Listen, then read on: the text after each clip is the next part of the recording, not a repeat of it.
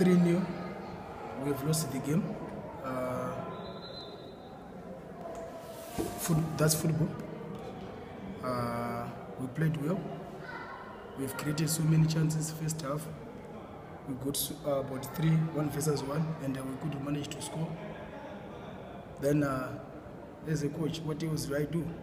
The good thing, we were getting into the positions we were supposed to create chances to score. But if they get there and they don't score those chances, then what else do I do as a coach? I cannot get in and score goals. I cannot get in and defend as well. You look at the goals that we have conceded.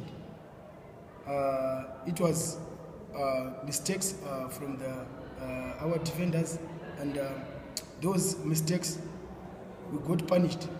It's a worry as a coach, but I have to accept the defeat as a coach. That's my job. That's football. We have to go back. We still have another game on Wednesday. This is what under the bridge. We need to go back and see how best can we do so that we can come up very strong to have a positive result.